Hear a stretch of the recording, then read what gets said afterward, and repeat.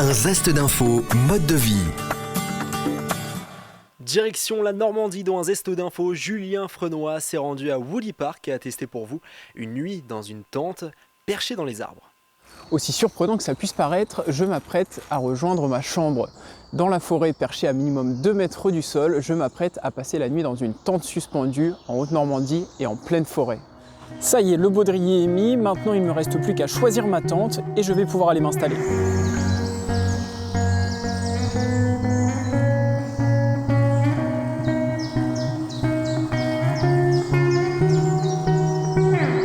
J'ai découvert ma tente et maintenant on va en savoir un peu plus avec Cyril, le gérant du parc.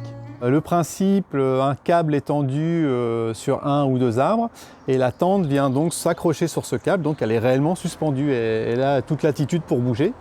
On y accède avec différents types de plateformes, donc des plateformes assez simples, des ponts himalayens, voilà. On a voulu diversifier, donc les tentes sont à différentes hauteurs, entre 2 et 8 mètres, et les accès sont tous différents. Les tentes peuvent accueillir 2 personnes maximum et il faut avoir au moins 16 ans pour pouvoir dormir dans ces tentes suspendues, une formule qui plaît également grâce à son parc de loisirs.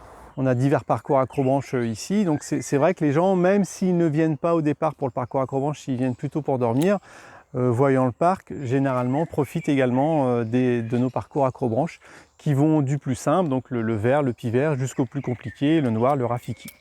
Alors là, il est l'heure d'aller se coucher. Lors de la préparation, lorsqu'on nous a formés avec la sécurité et notamment le harnais, on nous a également donné une lampe frontale qui nous sert justement à monter la nuit dans notre tente et pour se repérer également à l'intérieur puisqu'il n'y a pas de lumière.